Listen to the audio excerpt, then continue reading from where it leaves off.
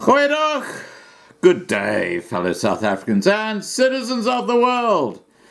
Now, just over 2 weeks ago, one Julius Malema of the EFF made an extraordinary prediction about Cyril Ramaphosa's future following the charges he faced before the public protector. And we know from the video I posted just earlier today that the public protector has now found Ramaphosa has charges to answer. And those include money laundering and a couple of other things as well. So, who's sitting in the wings? DD Mabuza, the deputy president of the ANC. Very much in the Zuma camp and a good mate of Julius Malema's in the EFF. So it looks like Cyril Ramaphosa was allowed to go before the electorate in May just to get the ANC over the line. And this little, talking about boiling a frog, this has been going in the background and now they're going to bring him down.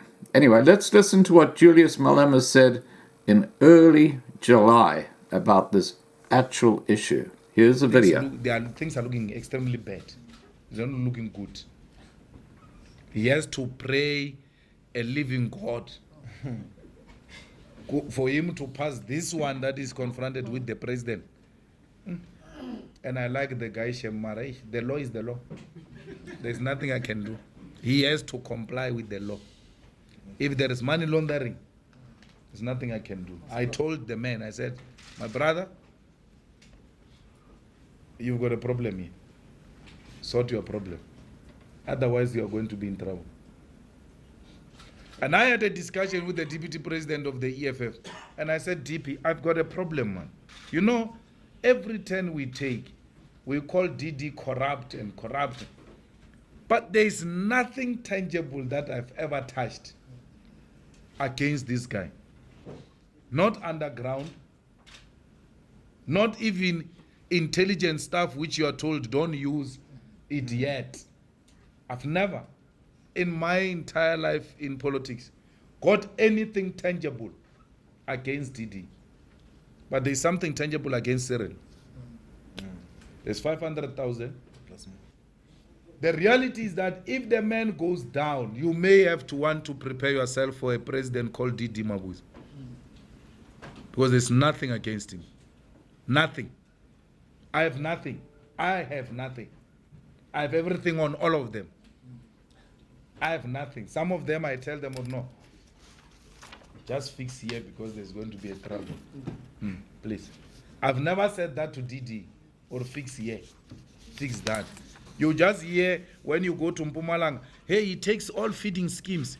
Hey, he takes all houses. Hey, he takes this. Everything is DD. Everything is that. Okay, but give me something. Give me something. No one has come forward against him. Now, why was Julius so correct? And obviously he had inside information. And remember, the public protector is very much in the Zuma camp, which includes Ace Magashula, the gangster state. You imagine what's going to happen to South Africa if Mabusa and Magashula start running the country. It is going to be kid gloves off, and they're just going to be looting anything that's left, including the South African Reserve Bank, which they want to nationalize, don't they? Okay, let's get the information. This is an update since I last spoke to you about Ramaphosa now facing these charges. Following the release of the public protector's Busisi Makwebani's report finding that President Cyril Ramaphosa was guilty of violating the Constitution and misleading Parliament relating to donations made by Bosasa's Gavin Watson to his CR17 campaign for the ANC presidency, it makes sense that South Africans would question his future as our president. This has led to the conclusion by many on Twitter that we should start preparing for the inauguration of a person one user described as the president in waiting, current Vice President David DD Mabuza, sometimes referred to by his nickname, the Cat. You know why he's called the Cat? Because he's so sneaky. Oh, this man is bad news. Mabuza's status as deputy president came into question earlier this year when he delayed his swearing in, saying he wanted to first deal with a report that found him to have brought the ANC into disrepute. The report, which identified Mabuza among 22 allegedly problematic candidates, led to the CAT meeting with the ANC's Internal Integrity Commission to plead his case, after which he made his return as deputy president. While Ramaphosa's future is not known at this point, whether or not Mkhwebani's report, which gives Ramaphosa 1 month to disclose all the donations to his campaign to become ANC president, would result in his departure is unclear. As far as Twitter is concerned, Mabuza's promotion is a done deal. Economic Freedom Fighters EFF leader Julius Malema was ahead of the curve in calling for South Africa to ready themselves for the possibility of a Mabuza presidency, and you've just seen that video.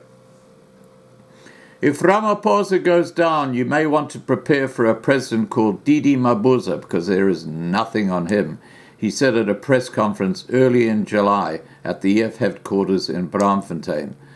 Malema said he believed that while there was no tangible evidence of corruption against Mabuza, there is something tangible against President Cyril Ramaphosa.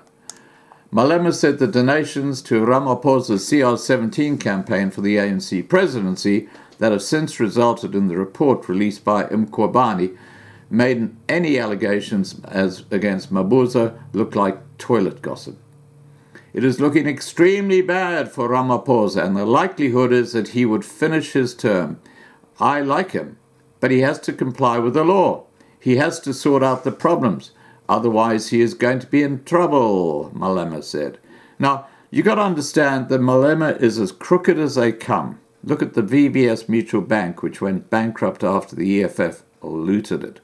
You know, you've got a bunch of crooks running the country, and they're all kind of fighting each other to get to the top so they can clean out more money from the coffers of what's left of South Africa, which is basically a carcass. It's a rotting carcass in the veldt now. And yet they're still fighting over the dregs.